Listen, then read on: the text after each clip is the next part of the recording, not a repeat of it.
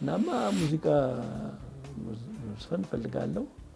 ሰዎች ደግሞ ገጠር እያለሁ ጥራውን ገሰሰ ነው ድምጽ እያሉ ያደንቁኛልና ልቀጠር ነው አልኩት። እሺ እንዲህ ብሎ አየኝ። አጥራው ውጣ ከዚህ የቆሎ ተማሪ የዋሸራው የቅኔው ባላባት ባላጎዛው ልቤን በፍቅር ገዛው። አይኗ በጣም ጥሩ ከውሃ የጠራ እንደ ጠፍ ጨረቃ ሌሊት የሚያበራ ጥርሷ ደስ የሚያሰኝ ከወተት የነጣ ለተመለከተው በህልም የሚመጣ ክብርሽን ስታቂ ብቻሽን ሆነሽ ዓለም እንደሆንሽ ታቂያለሽ። ታንኩም ባንኩም ኃይሉም የነበረው በወታደር እጅ ስለነበረ እኛው እየመለስን እየገባን አለቅን በሙሉ። መጀመሪያ አሰልጣኞች ገቡ ውጡ ሲሉን አንወጣም እያለ እየጮህን ነው።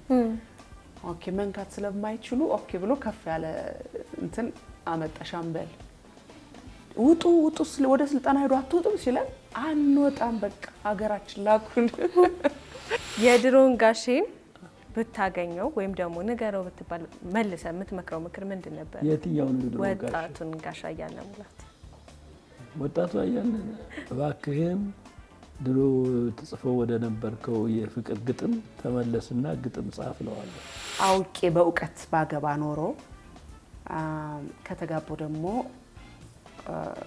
መፍታት ሮንግ ነው፣ ስህተት ነው በጣም በተለይ ልጅ ከወለድሽ በኋላ ምናምን ያነደድከው እሳት ያቃጥልህ ግለቱ አብዮታዊው ምሁር አያሌው ሙላቱ የሚል ተለጥፎ እንዲቀና ስል ያንና እኔም ጸጋዬ በጣም ይደነግጣል። አጠራው አስበላህን አለኝ።